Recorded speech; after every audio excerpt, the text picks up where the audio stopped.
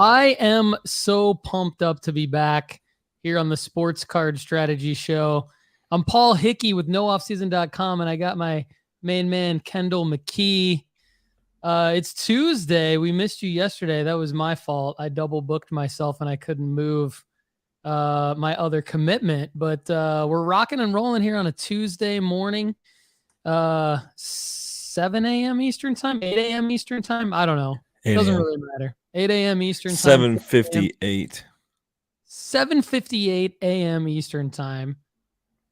6:58 a.m. Central time. You do the math based on the time zone that you're in. We know we're hitting some morning drives. We're hitting some morning work. As we know, Oh My Shoes joins us from work. Hopefully he brought his headphones today. I'm Paul Hickey with NoOffSeason.com. This is Sports Card Strategy Show episode 51. He's Kendall McKee with Wild Cards Box Breaks on Facebook and JustBaseball.com and NoOffSeason.com. We're going to jump into the show. We've got a little less than an hour today, so it's going to be power packed. But first, I want to let you know that if you want to go premium free for a year at NoOffSeason.com, email me at paul@NoOffSeason.com, and I'm going to hook you up with how to do that. And if you're already a premium subscriber, email me, and I'll hook you up with something good as well. So, Kendall, great to see you as always. And in the interest of time, let's do our little chit chat within our segments here. So, first segment up, as always, is L of the week. Kendall, did you have an L this week that you want to share with us? I do have a personal L this week, Paul. I had to use my card reserve for real life expenses this week. Real life sucks. Cards are way better. I had to empty the tank this week. All my card reserve money had to go to a car repair. Both of my cars broke down this week. One was in the shop, and then the other one threw a pin while the other one was in the shop. That's some bad luck right there, my friend. Yeah, sorry to hear it that. sucked. So anyway, we had to find money wherever it was, and luckily I've been successful at selling sports cards recently. Yeah, I mean, it's a reminder that we all are pretty fortunate to be able to make money selling sports cards, and it's a lot of fun. It's definitely like a grind for a lot of us, and we take a risk, and that leads me kind of into my L of the week. I know some of us are taking bigger risks than others, and I think that we talk about this a lot on the show. I mentioned it last week, how there's just a different level of investor that we seem to appeal to, which is great. We've got a lot of guys that are members of NoOffSeason.com that email in a lot and participate in the Facebook group. Check us out on Facebook in the Facebook group Sports Card Strategy. Quick link at sportscardstrategy.com if you want to find us there, and we'll let you into the Facebook group. Anyway, there's a lot of great discussion. My L of the week last week was actually around the same topic because Sports Card Investor put out a video with the Oppenheim group people. And it was all about basically this different level of investing, right? And your point was there are a group of people out there that have wealth. They have built real wealth for themselves. And so they are not only investing in sports cards, but they are investing in a lot of other things. And they're basically looking for things that they can dig into data that they're interested in, that kind of keeps them getting up in the morning, keeps them challenged. But sports cards, what you said basically was that they're looking for cards that aren't going to lose money in the long term. Now, the short version of my sort of take on sports card investing in last week's show, and I've been pretty consistent with this for the last couple years, is that you shouldn't look at sports card investing as a long-term thing. It's like a 6 to 12 month thing. And you're looking at making money, and that's what this show is all about. That's what our content's all about at nooffseason.com. You're looking at making money, but you're looking at making money based on actually following what's happening and getting into the weeds and making plays. And sometimes a play is like a 2-week play. Sometimes it's a 2-month play. It's never really longer than a year though. So I don't sign off on long-term sports card investments. I could see that now collecting is different. So there's a lot of people that invest and collect. And so there's crossover. So a lot of times we get confused with people that are collectors and investors who make plays to make money, but also talk about buying sports cards for the long term. To me, if you're looking at buying sports cards for the long term, you're more of a collector. You're not really looking for that, to make money. So this leads me to my L of the week. I got an email from a subscriber at nooffseason.com. I'm not going to name them, but I'm just going to bring a quote out from that email. Things are going to get very ugly in sports cards. All the negativity is just impossible to ignore now. What I see is too many cards at the ultra high end being sold and the auction houses not capping auctions. It's really dangerous for losses when this happens. I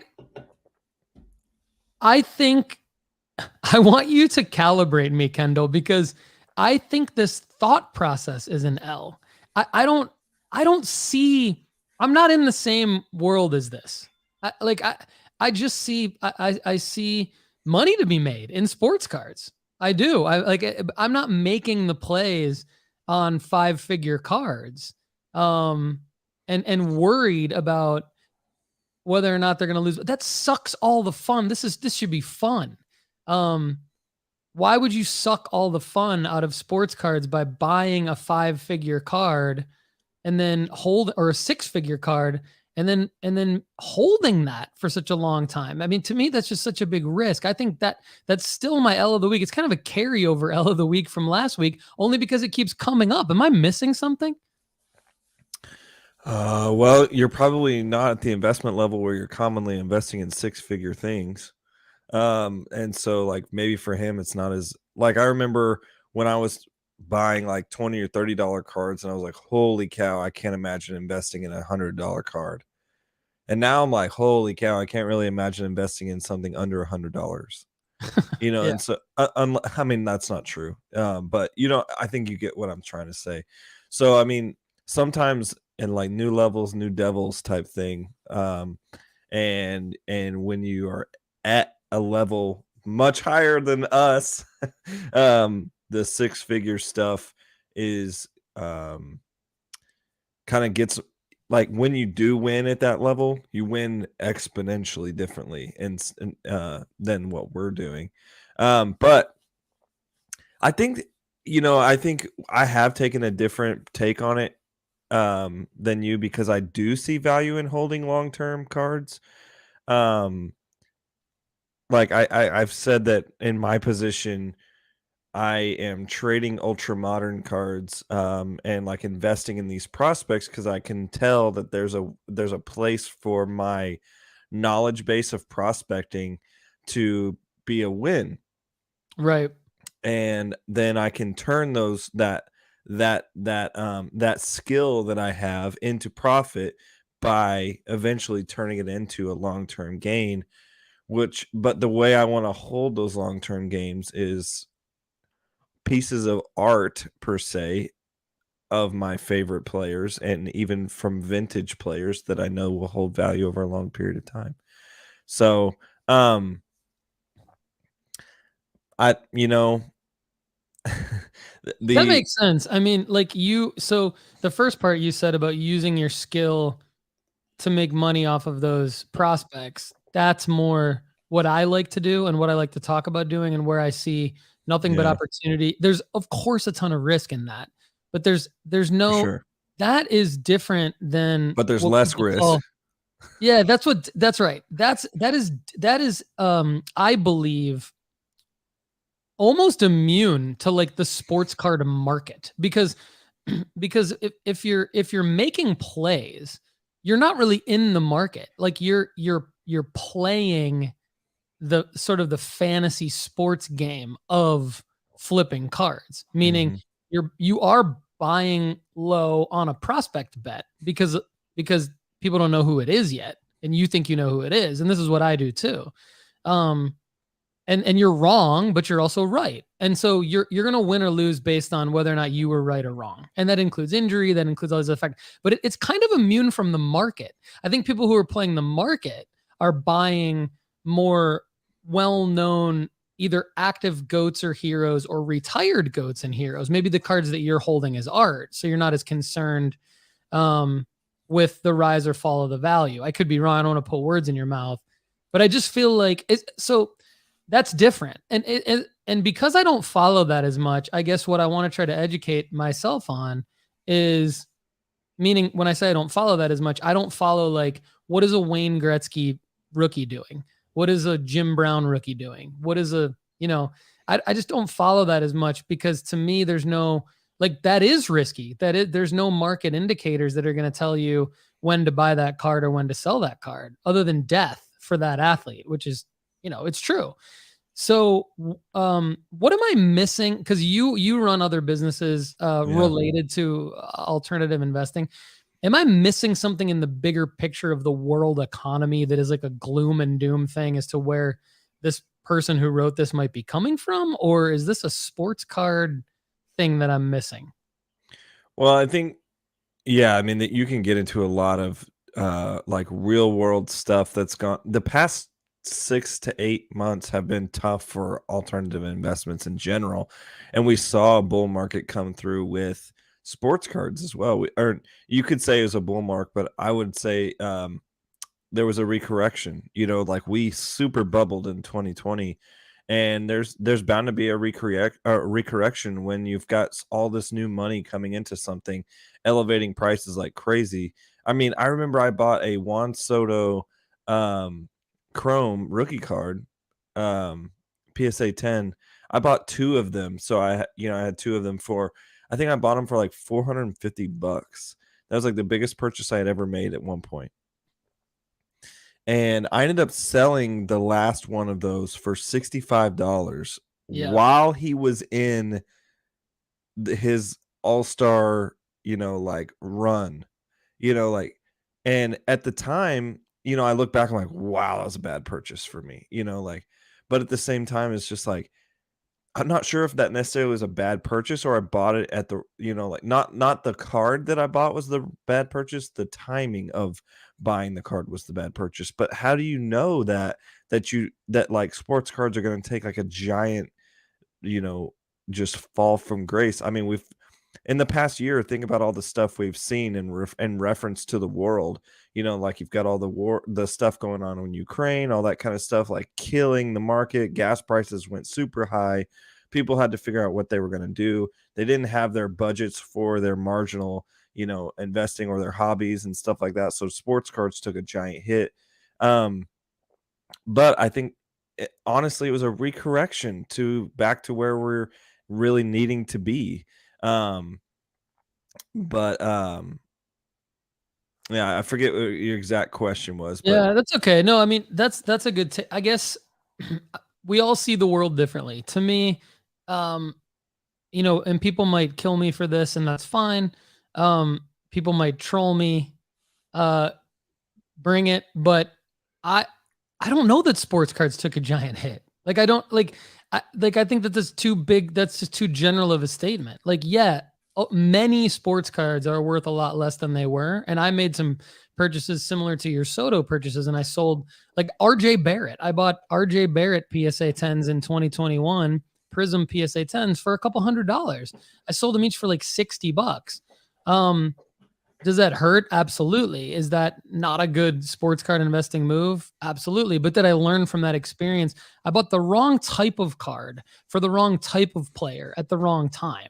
And so, that's us learning lessons of doing this over and over and realizing that there is a strategy to the sports cards. And Yeah. that's right. Thank you. And so, but your Juan Soto example and my RJ Barrett example, I would argue, had nothing to do with sports cards being down. Like, yes, because sports cards were at an all-time high before that, and relatively everything did go down, was a factor in us not being able to get the money back out of those cards. But I don't know that is representational of the entire of the ability to not. Maybe they're two different statements. I guess I'll try to finish my thought. Maybe sports cards are down, but that doesn't mean that you can't make money throughout sports cards. And so I would agree with that. So these, we are making money. Both of us are. Yeah, and that's what we're trying to help the audience do, and no off-season subscribers do. So like, when a no off-season subscriber emails me and says, what are you going to do for subscribers? Because this is going to be what the market's doing. I'm thinking, what do you mean? What am I going to do for subscribers? Like, there's money to be made here. Like, there's no moving of the strategy just because some cards that you bought aren't worth as much as they used to be. That's totally different than the ability to make money buying and selling cards. So, all right, cool. Let's get into it. Let me have one more take on this. Yeah. Let's say this does kind of fall off a little bit, and the world is different in a year or so, and collecting is not as big of a deal, or investing is not as big of a deal, et cetera, et cetera. The way that this business model is set up, like, this is a little business advice for people out there. We don't need like 5 million people to subscribe to this website for this to be something for us to do. Well, first off, this was a passion project for us, first off. But then it's, like, it is a revenue source now, but it doesn't have to be like, we don't have to be Mark Cuban to be happy. I think people get so caught up in like the billionaire, millionaire talk, blah, blah, blah. Guys, you can be, you can be super happy with an extra 10 grand in your pocket. Like, we could be doing, Paul and I, there's a ton of times where we have done this by ourselves for no reason.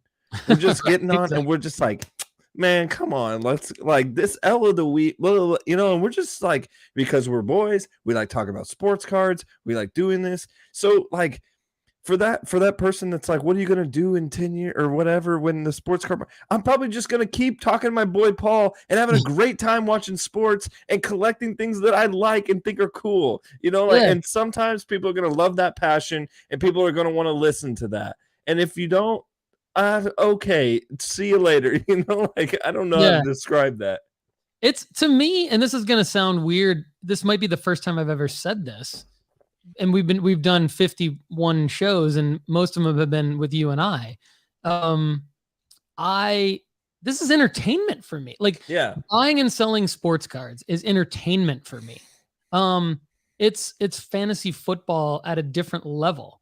It's the ability to not have to miss out on drafting a player. If I still want to watch an NBA game, even though I'm not in an NBA, fantasy basketball league, and I want to put a little something on the game, but I live in Spain and I can't do FanDuel or DraftKings, whatever it is, or I just don't want to gamble because I just don't like gambling. But I want that little extra entertainment, that little extra bragging right type of thing where I can tell my son, oh man, I got this Ziaire Williams card, who I'm going to talk about in a second, because I think he's a guy that could be good for the Memphis Grizzlies this year. Like, spending $2 on a Ziaire Williams Prism card and getting it graded at PSA, that's fun and entertaining. And it's even more fun and entertaining when I can flip it for $50. And so, I just think that, yes, this is a business. Yes, the entertainment value of it does include profit, but and it is interesting that you could be in a game, having fun in a game, and rip a card that is a 6-figure card, and you could cash in on that lottery ticket type thing. But it's different than buying a $30,000, $100,000 card as an investment. Those are two very different things. And it's just interesting that our show and our website is crossing over to all these different types of people and kind of creating this type of discussion. But so I appreciate it, Kendall. That's good. Wanted to have a little discussion around that and get everyone. I would love everyone's thoughts on this. Hopefully this discussion makes sense. If it doesn't, let us know. And we're happy to clarify. But we'd love your thoughts. We'd also love to know your L of the week and your W of the week. If you want to comment or write in and let us know how you guys are doing in cards. Kendall, do you have a W of the week that you want to share? Yeah, I do. So remember a couple weeks ago when we talked about how the Topps Chrome break was like the worst thing that ever happened to my business. Baseball. Yeah. Well, that for sure. But there was all these rookie cards that didn't get put in products. Yeah. And, it's just a mess. Like Topps just totally biffed. Well, they launched another product, very similar timing, that they absolutely knocked out of the park on. So there's a product right now called Topps Logo Fractor Edition. Same cards in the Topps Chrome basically, but they just have like this really cool look on them.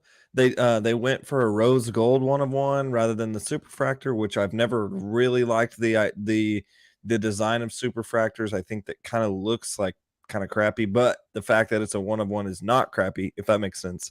Like I want one, but I think like, dang, they could have made the most desirable card a little bit cooler looking. Well, Topps did that with some logo fractors. Go ahead and if you guys want to Google Topps Chrome logo fractor, Shohei's was pulled. Julio Rodriguez one was pulled. There's short prints in this product, and they've knocked it out of the park on the way it looks. We ended up breaking. We've bought I think we bought 30 boxes of it or something like that. It's like in the symbol format of a mega box. And so it's got regular Chrome packs, and then it has the mega packs at the end that have the hits in it. And there's a color hit, a numbered parallel hit per box, which is awesome. There's been so many products that they've put out that it's just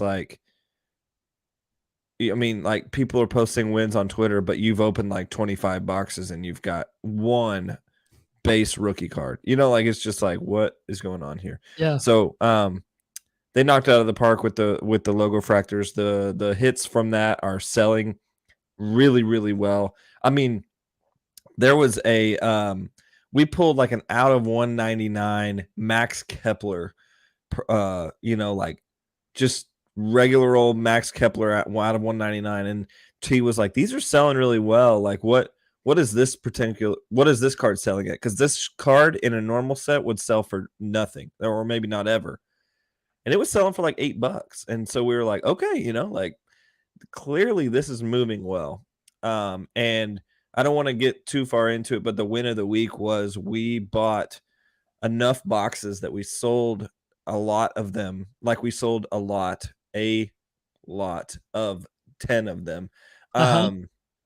And we made all of our money back that we lost on the break of the Topps Chrome. So Topps Chrome. Similar product, a little bit different of a take on it, but the right cards are in it. Therefore, I liked the Topps logo fractor stuff. The Julio Rodriguez rose gold looks awesome. Anyway, so that's my win of the week. Awesome. Good win of the week, man. Everybody let us know your win of the week. My win of the week, although, Kendall, you can tell me if you think this is an actual win. I am going to talk a little bit about grading and vaulting, because my win of the week is that my first grading submission from PSA is not going to go. This is my first one that's not going to my PWCC vault. So for those of you who are familiar with the show, you've heard me talk about the fact that I live in Spain, and when I buy cards, I have them shipped to my PWCC vault. I often have raw cards submitted from PWCC to PSA and then shipped back to PWCC, where then I can sell them on eBay or wherever I want to sell them, and then I can ship them from my PWCC vault. This is the first submission to PSA that I elected to have them open a collector's vault, and instead of shipping them back to PWCC, they're keeping them in my apparently shiny new collector's vault, because if you look at my collector's vault, there's no cards in it yet, but I was able to log in. Now, Kendall, you're a tech guy, so you understand collectors.com, app.collectors.com, and PSA card.com are now single sign-on integrated. This happened right around the National. And so you can see here that I am singly signed in. I am SSO'd in my app.collectors collection, which doesn't have any of my cards in it yet. But you can tell me if this is actually a win of the week, because my first grading submission that is a vault order, your order has been shipped to the vault, which will eventually show up in here, I'm assuming, is this 3-card submission that we've looked at before, which is this Max Muncy Gold Shimmer Refractor 2022 Bowman Chrome prospect out of 25. It got a 9. So it did not gem, but is a mint 9. The Isaac Pacheco Refractor Auto got a 9, and the Endy Rodriguez Refractor Auto out of 499 got a 9. So it could have been worse, but it could have been better. Not sure if this is a win. I don't think it's a loss, but I did want to talk about it on the show, so I have it under my win of the week section. Real quick before I tell you a couple other non-personal wins, what do you think of the mint 9s coming back for these 3 cards? I know you're a fan of the cards. Yeah. What do you think of the grade here? Well, at least you got a 9, honestly. Like if you're going to spend money grading, you don't want to get less than a 9 at this point. So I don't think you lost money. Now you're not going to get the off the top win, but specifically for that Max Muncy, the print run is going to be short enough. Like the gold, was this out of 50? I thought this was out of 75. This was out of 25. Yeah, I could bring up the actual card, but I remember the card out of 25 would have been orange though. Okay, maybe I'm totally wrong then. Yeah, it's gonna be back far in my eBay purchases. So anyway, maybe it is out of 50. It's gold, so it's out of 50. Okay. I thought it was a team color out of 75, but that's okay. Out of 50 is better. The gold is out of 50. The print run is short enough. This guy is going to demand enough, especially if the A's aren't. We talked about one of the A's players that I was able to sell last week. He's a guy that's done okay, but just because that franchise is struggling so bad for somebody to gravitate towards, I think Max Muncy will end up selling well. I've been talking to Lenny about this actually. Lenny's an A's fan. Lenny Levine, the audience member. Yeah. And shout out to Lenny. Lenny and I talk quite a bit, but he likes Max, and he has a couple of Max cards that he likes, and he's asking me this week, like, hey, should I trade this Max for, some chromes of Cabrera from the Yankees and some stuff? And I was like, man, honestly, I wouldn't, because I like Max's future. You're an A's fan, so go ahead and keep the guy that you like and you're kind of building into. And he has the positional eligibility to be a premium position for a sports card. Like shortstops are worth more in the long run most of the time. So it's kind of like, would you trade this backup quarterback or whatever, potentially, Desmond Ridder or something like that, for a who's a guy that's doing well right now marginally, like as Tannehill? I don't know. Well, I just mean like as a position player, something like who's doing good right now, but like in the long run, the Ridder card would probably be worth more. And I was trying to like do that anyway.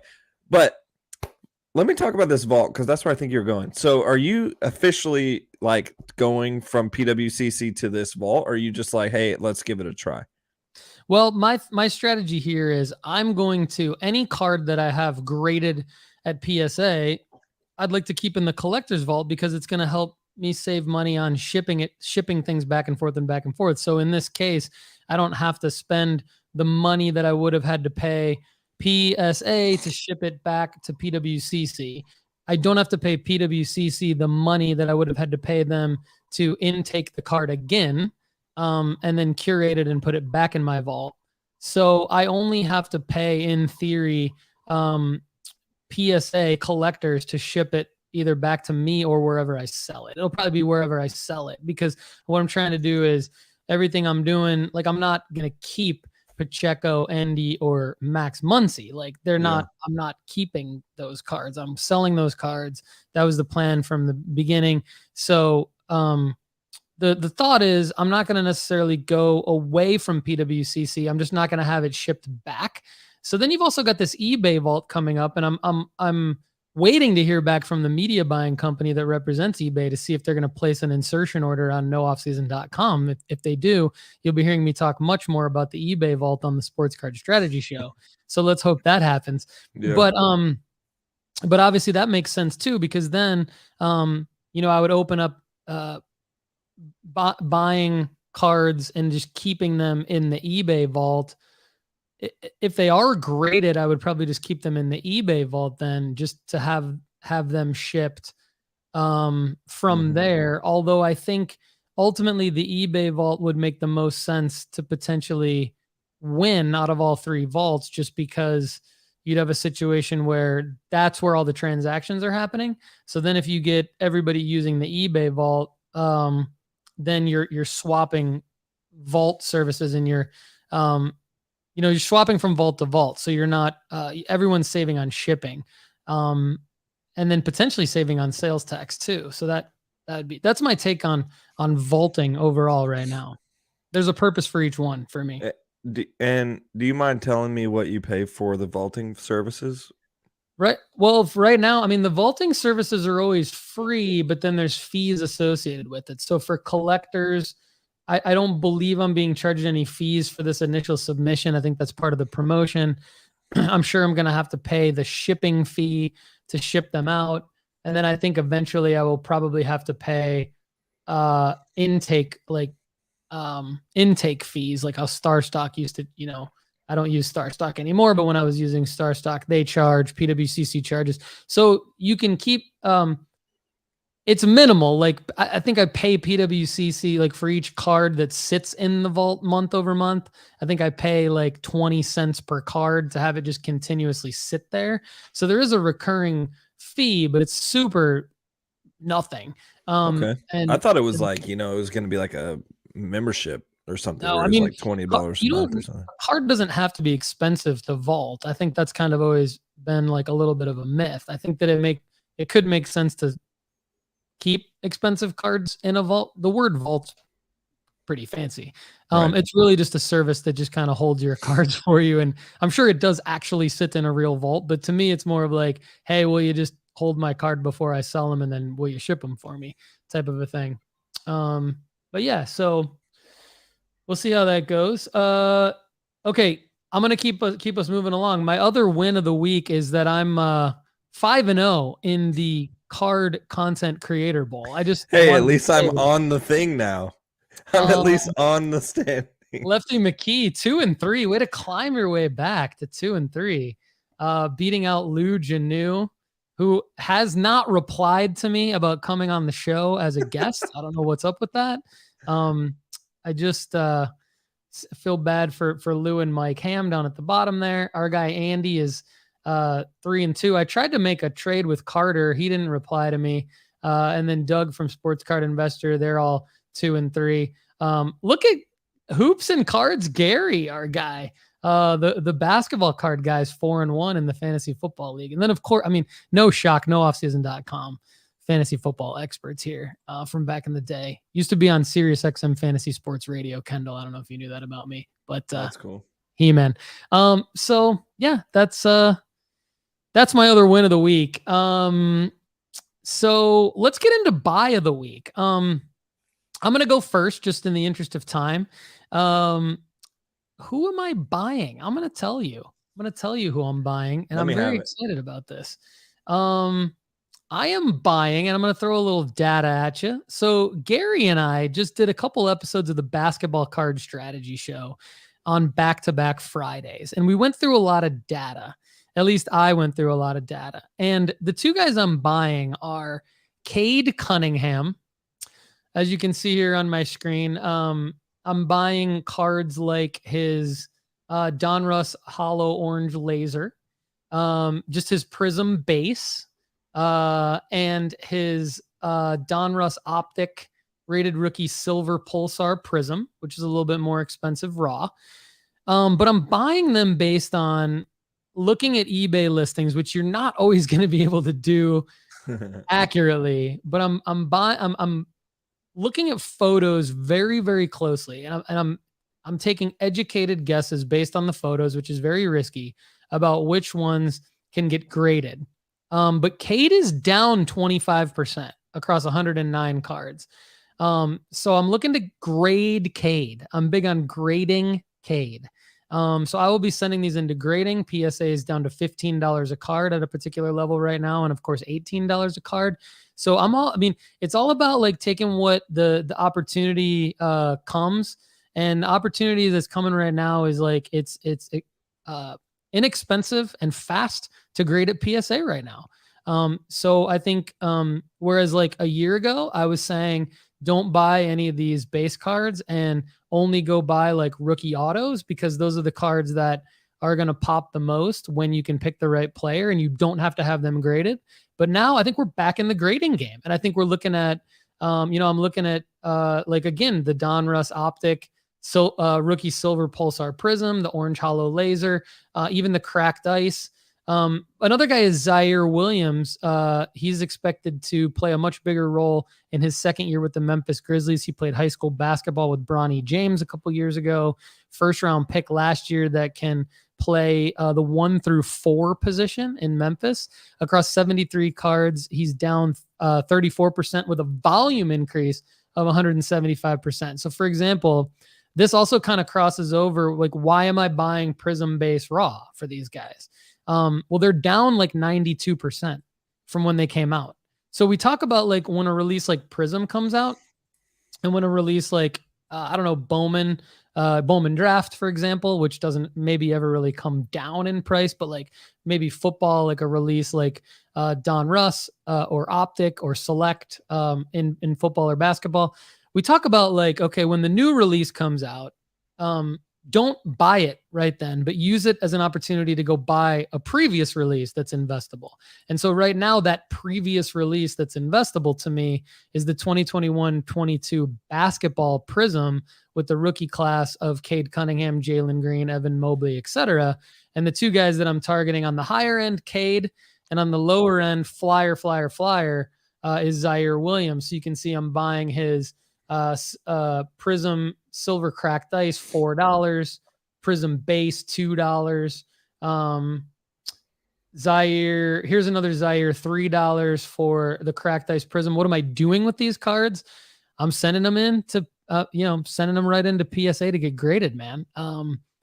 They've got to come back a 10 to really make a lot of profit. But even if they come back a 9, these are two guys I believe in. Again, Cade is a little bit of a safer bet because he has the draft capital of the number 1 overall pick. He's got a lot of hype.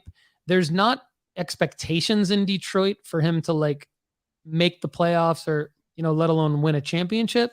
So I think Cade will have a long runway of people believing in him, and there'll be more room for error with a guy like Cade. Zaire's a little bit more of a risk. If he doesn't come out and pop right away in his second year, like his teammate Desmond Bane did last year, he could totally fall off. But again, at like $2 for a Cracked Ice Prism, with an additional $15 grading fee if I do a bulk submission, $17 bet on a guy like Ziaire Williams, if that comes back a 10 or even a 9 and then he hits, I wouldn't mind holding, 5 to 10 of his PSA 9s and 10s at the right time. So I'm excited about the ability to make these plays and grade some cards.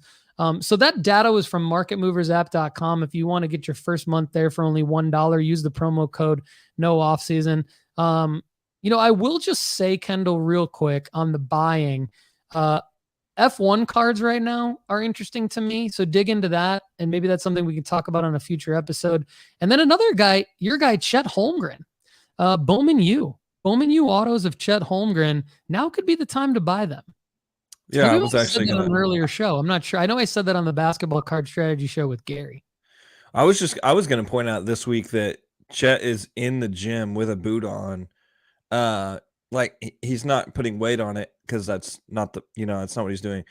But I've seen some TikToks of him saying like, I've got to improve my game every day, and it doesn't matter if I'm injured or not. So he literally takes the training staff out to the gym, and he's got his little rolly cart thing, and he puts his leg up on the rolly cart, and he's at the free throw line, just making sure his shot is calibrated in.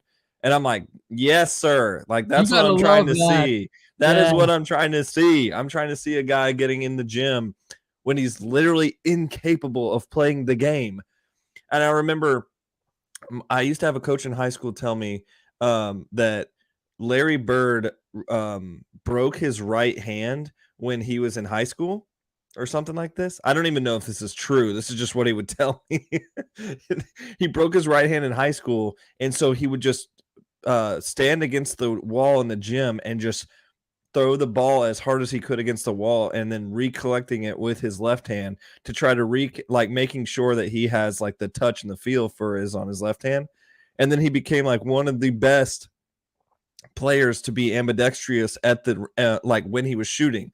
Like Larry Bird would shoot jump shots with his left hand from one side and his right hand from the other side. So it was like kind of a crazy player that's not really ever been seen again. But anyway, regardless, like I love a player who is looking at their injury and saying like, I might not be able to run up and down, but I can calibrate shots and things like that. So yes, Chet Holmgren is a buy. My buy, I had to put, is that what we're doing right now? Buy? I thought we were doing sells. We're doing buy. So okay, I forgot to put the graphic up, so I'm putting it up right now for those of you watching. Love the Lando Norris every week. Makes me happy every week. Yeah, let's go. Lando could be a good buy right now. Lando could be a good buy. Coming up 10th, I think, in the Japan F1 race, which was a mess, by the way. But anyway, I had to put my money where my mouth was after last week, Paul. Or maybe 2 weeks ago, I talked about Zion Williamson, different Williamson, being a guy who I'm interested in not selling at the time because I was like, we're seeing a pop in him, but I think there's going to be good future days ahead for Zion. So I went ahead and I looked at the all-time chart for his 2019 base Prism. And over the last 7 months, it has not been lower than like 196 or something. And it has not been higher than like 205 or something like that. So it's like definitely a very consistent trend line of like, this is where we're sitting. Now, if you're looking at technical analysis, like with charting and things like that, like that's something that I do with other businesses. So when I look at the all-time charts and there's a resistance line there, I'm like, okay, that's a clear emotional resistance. So I was like, okay, it can't get worse than this unless he comes out and gets injured again, which then at that point, I'd just take my losses. But I'm like, there's so much room for growth in this card. I was like, okay, I have to do it. I got to put my money where my mouth is. I haven't bought a card in like 3 months. So I bought a Prism, 2019 Prism Zion Williamson PSA 10 for $205. When we talked about it the other week, and I'm like, okay, I don't have that many basketball cards, so one, I can focus on this Zion card and make sure I sell it at the right time. But it's here, it's in my case back here, my vault. This is my vault right here. That's all the vault you need. Yeah, and so I'm rooting for Zion right now. He looks incredible, and I've never been a Zion guy ever. I've never been a pro Zion guy. It's a smart move right now. It's, if you're going to do it, you got to do it now. And that's why I mentioned Cade and Ziaire right now. And I think that's why you're talking about Zion. It's October 11th. It's my wife's birthday. Happy birthday, Kate. Go on, Cade. Come on, Kate. And October 11th, it's just barely the end of basketball card buying season. There'll be another one in December, but there'll be prices spiking in November, likely when people are excited about those games and people have a little bit of football fatigue. Not much football fatigue, but the World Cup might take some excitement away from the NBA, but I still think there'll be a spike in basketball cards in November like there was last year. So I like the Zion call. I think I said this on the Basketball Card Strategy show with Gary, and I may have said it on this show last week with you, that I think Zion is going to win Western Conference Player of the Month in November. I think it's something that the Pelicans want, and I think it's something that the NBA probably wants. And when those two things align, it usually happens. So that'd be a good time to sell him, I think. We'll see. Who knows? We will see. We will. But I like that play for you, Kendall. Anything else? We're talking about it, and he was like, "Dude, I'll do it too. We'll do it together." Because we both believe. So we both got just a regular. Do that. I mean, at one point I wanted to buy this car. I could be in on that with you guys. Go for it. We can just do the all Zion win / all Zion Why not? lose. It's fun. It's fun. And it's not like I'm made of money. At $200 is a lot of money. But guys, I'm going to get it back. I'm not going to lose more than $25 on this card. So I think at worst, this card can be sold for at least 150, 175. So it's it's a bet that's willing to, hold some value. So. Yeah, and at the most it'll probably sell for $275 or $3. But hey, why not make at its all-time high? It was at $950. I believe it. But it was an inflated all-time high because of the market, which is it's a real thing. I just whatever. We don't need to get back into that. But okay, who are you selling right now, Kendall? Yeah, so this is we've talked about these two guys in the past couple of weeks. I just wanted to revisit my take here. I'm not sure if I'm a complete sell, but I'm definitely a warning sign sell. You know what I'm saying? Definitely things are getting okay on Trevor Lawrence. I thought maybe week 2, week 3 was a blip, and now week 4, week 5, we've seen him struggle both against teams he probably shouldn't have struggled against. I was under the belief that the Jaguars were better, and I thought they were just going to take the division and really be good. But we had hello, Kendall's alarm's going off. I had one take when we had four fumbles. It's that's insane. Next week, I was like, okay, maybe there's just a week. And then he didn't really do well in week 5. And so I was like, okay. So Trevor Lawrence is officially on my sell watch list. But on my confirmed sell list that I know you can make money on if you bought in when we told you to, Zach Wilson of the Jets. Did I say that right? Yeah, you said Zach Wilson of the Jets. That's correct. Nice job. I always get the names wrong. And then as soon as I said it, I was like, crap, I don't think that's the right one. So Zach, Cougar hunting Zach is out here just freaking dominating the Dolphins. Now, the Dolphins are a depleted team right now. Both of their quarterbacks were in concussion protocol. And so they were on a third stringer for this game. But the Jets look scary. They have weapons all over the offensive part of the field. I think they're actually better than a lot of people are giving them credit for. But Zach Wilson, I don't know if you're going to get a better opportunity to sell, because right now people think he's going to win the Super Bowl. So you might as well just go ahead and sell it. You probably made a giant win if you bought it at the right time, unless you bought it when he went cougar hunting earlier this offseason, because he got a nice spike there. But Kendall loves to talk about that. It's a real thing. We had a legit spike from him doing that. But I think we've talked about him several times over the past couple of months, and he's delivered the past 2 weeks. So I don't want to wait for him to not deliver for me to get out of it. So I'm officially setting sail on the Zach season. So nice. Well, we are in alignment, my friend. I am selling. Zach Wilson's on my list. Absolutely. Sell Zach Wilson. This is the moment we've been Crystallize waiting for him to come back. We talked about this before. This is the time. Let's do it. Get rid of Zach. I'm also selling. Talked about this guy before. I'm selling Josh Allen. Still selling him. I'm selling Jalen Hurts. And we probably have mentioned some of these names before as well. Saquon Barkley, Derrick Henry, and Nick Chubb. If you are holding their cards, I would sell all of those. Nick Chubb is insane right now. He's insane, but you got to sell him right now because he is insane. And Deshaun Watson is officially back in the facility this week, so that could be interesting. I'm pretty much out of football cards for the season, but I probably will buy if there's a dip in December, which there typically is. I might buy a few in December. We'll talk to our guy Andy just to see what he thinks about when the next good buying window is for football. He's kind of always buying, but he's buying like marginally.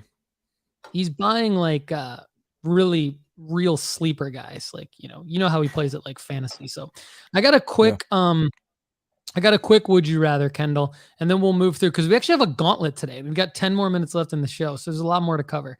Would you rather buy soccer prospects right now or buy baseball prospects right now? So you have to buy right now. Are you buying, and you have to pick a sport, soccer prospects or baseball prospects in early October 2022? Picking between your two favorite sports.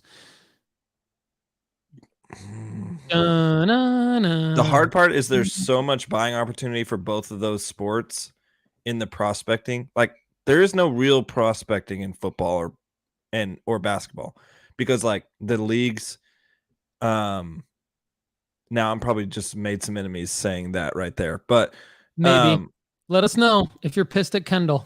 Well, I just think the player or like the depth of players is not the same. True. Like we've talked Unless about you count Victor Wembanyama and Scoot Henderson, who don't really have invested. I wouldn't count them as prospects. Like I think, I know that's what they are, but they're going to be so good. They're already like priced into being like, and so when I'm talking about prospecting, I mean like where can you find this card for like $5? Like literally one time I found a guy who didn't know who O'Neal Cruz was and sent me everything he had of O'Neal Cruz for free because he thought he was like just dead in the water. That literally happened. Like that's the kind of prospecting I'm talking about. Nice move. But right now, man, it's almost like if you were to ask me this in like maybe 2-3 weeks, I'd say baseball. It is almost baseball prospect season. But so that means it's not time to sell, right? Like you're going to start buying baseball in 2 to 3 weeks. So you would probably wait until like March, April to sell then. February, March, April. Lenny's been asking me this. He's like, hey, you talk a lot. And he's like, so he'll ask me like, hey, would you buy this? Hey, would you buy that? Hey, what do you think about this guy? Blah, blah, blah.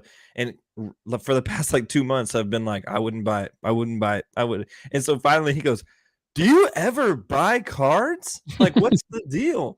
And I was just like, man, honestly, no, not during the season. Like I rarely ever buy cards during baseball season because baseball has such an awesome opportunity in the off season where they release a ton of good products in the off season.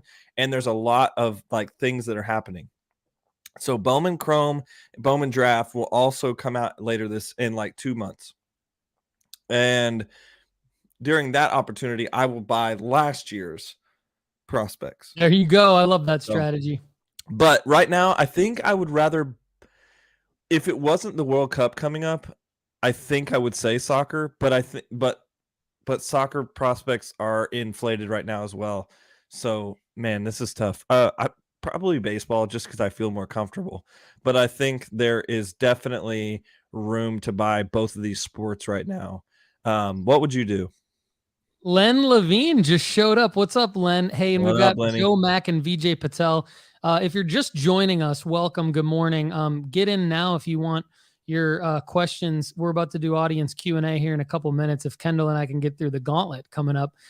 Len says there are a lot more RC for soccer prospects than baseball. Thinking maybe he means that there's the RC designation on the card. than there are for baseball. And that would be because of the prospecting, because of the Bowman first basically being the RC. Len, let us know if that's not what you're saying. I would probably, I don't know. The question was for you. I wasn't thinking about my answer. My answer is, I probably would buy because it's a little out of pocket for you.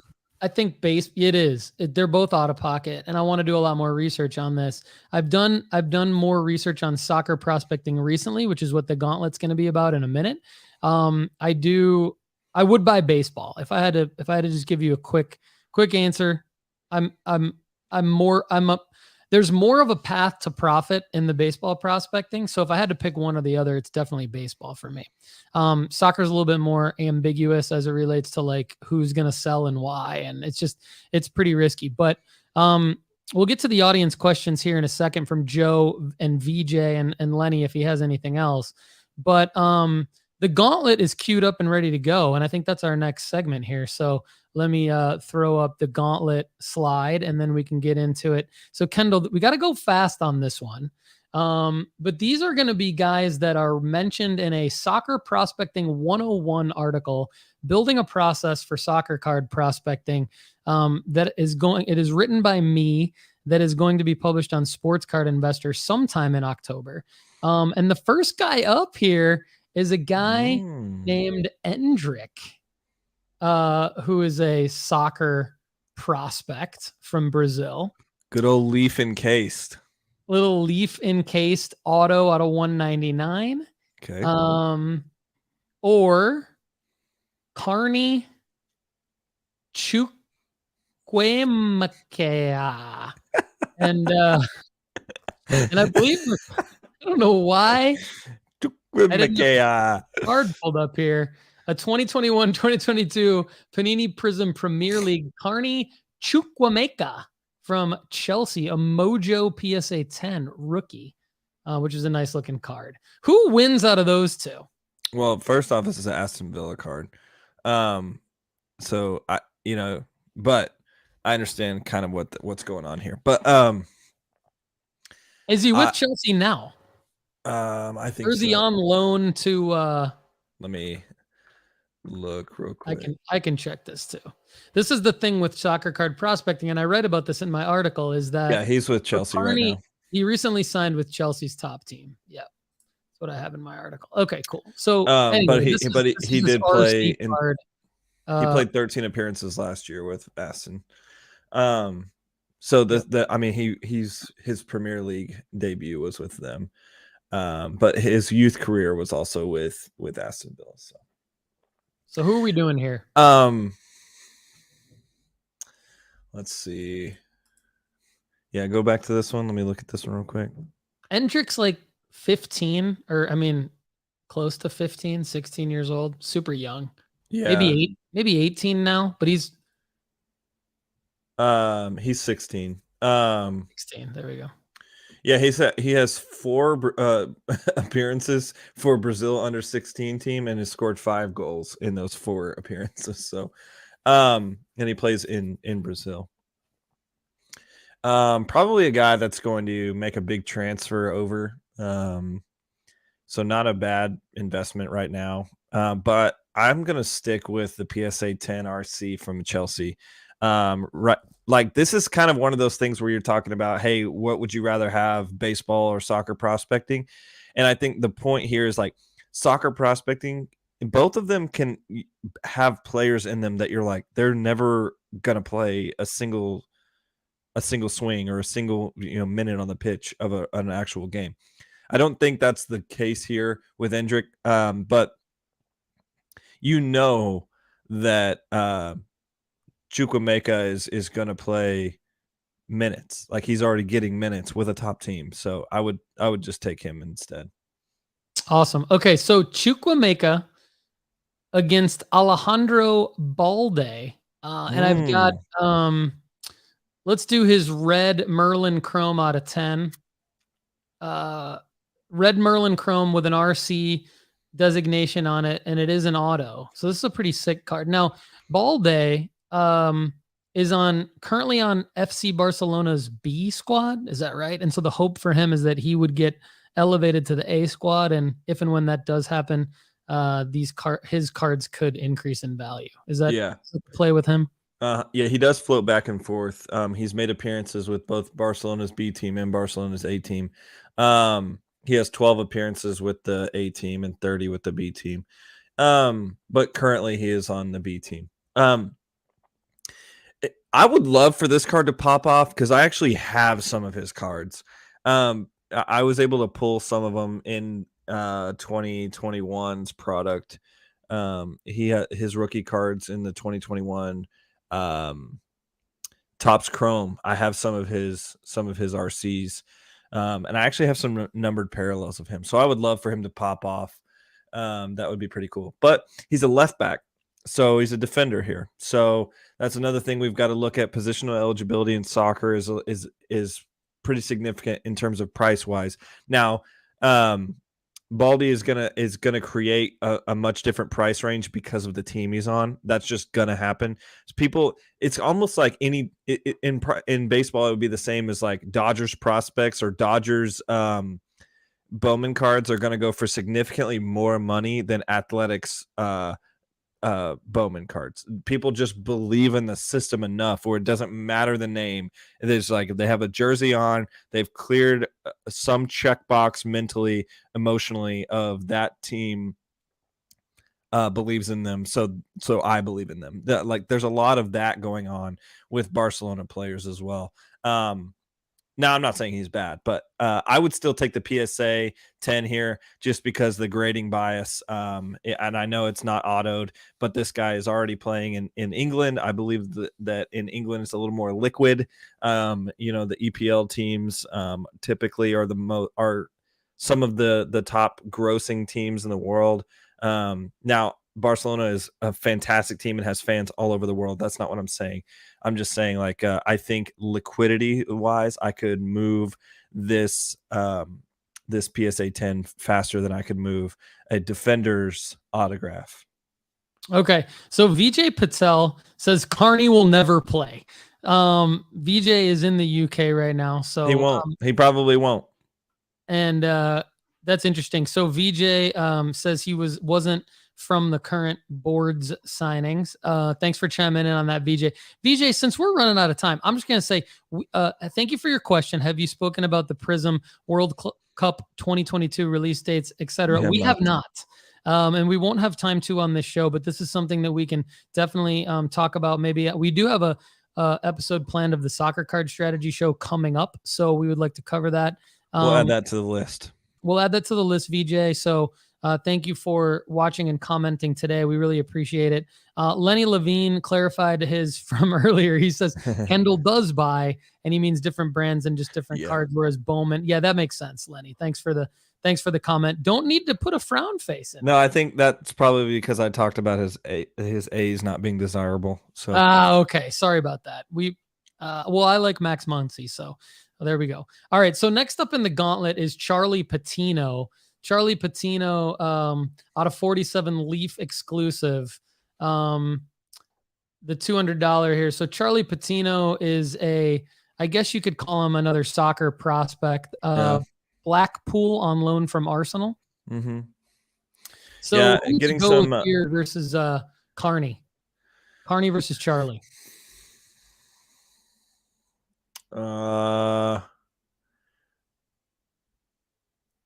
This is tough because I think for me, I don't like the Leaf products at all. So typically, I'm just gonna never pick a Leaf product. Like even if it was a player that I would really, really love. Do you love Charlie Patino? Yes or no? No. Okay, so let's go to the next one. Caden Clark. Caden Clark, 2021 Topps Chrome MLS Soccer Refractor PSA 10 Auto 10. This is a card that was once near and dear to my heart. Still is. I still own Caden Clark autos. Caden versus Carney. Who are you picking? Caden. Just because of his play, he's going to get play time, and he's going to be in the He's going to transfer over to Europe, and when that happens, I think there will be a spike. This is a classic example of you can buy the wrong card of the right player and lose, and the right card of the wrong player and still win. Yep. And so actually I think that answers Vijay Patel's question, because Vijay says, why don't you like Leaf? I think nothing answers that question better than what you just said, which is wrong card, right player. You're still potentially going to lose because Leaf's unlicensed. So it just doesn't have as big of a market. People aren't willing to put the dollars into a Leaf product that they are into a Prism PSA 10 auto or a Topps Chrome PSA 10 auto. So Caden is winning the gauntlet. We have 3 more players. So we're going to go rapid fire. What a Caden, gauntlet. I know. It's all soccer prospects here. Caden Clark versus Liam Delap, gold lava auto, super short print. Yeah, I'm probably going Liam here. It's similar to the fact of like he's getting minutes at Stoke. He's loaned out to Stoke right now. But he's a name that I know has been talked about in a lot of circles, and I'm looking for liquidity. I think in the long run he could be worth more than Caden. But it's tough though, because Caden would have immediate sell in my current circle. Like I am in MLS Caden fans? Are there? Is that what you're asking? Yeah. Do you know Caden fans? Yeah. He still moves fairly well on some of our pages. Like he's down, but like people still know who he is. You know, like how many of these other cards that people have been like, I don't know who that is.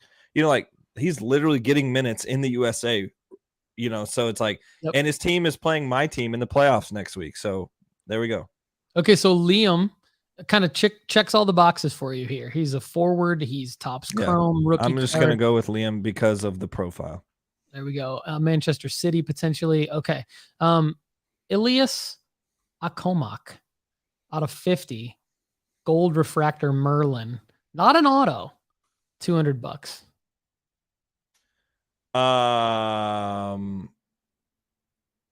Apparently he's on FC Barca's B squad. Yeah. All these guys, props to you. You've been digging deep, my friend. Literally every single one of these guys is not even on their main country's national team yet. So isn't like, this how you have to prospect, right? This is what you have to do. Yeah. You got to dig like this. Yeah, this is good. All of these that I've seen so far are either like on their U20 team or they're like this guy's on the U19 team currently. The Brazilian guy was on the Brazil's U16 team, which is a heck of a prospect. But I'm still gonna go the Man City route right now. I'm gonna go with Liam instead.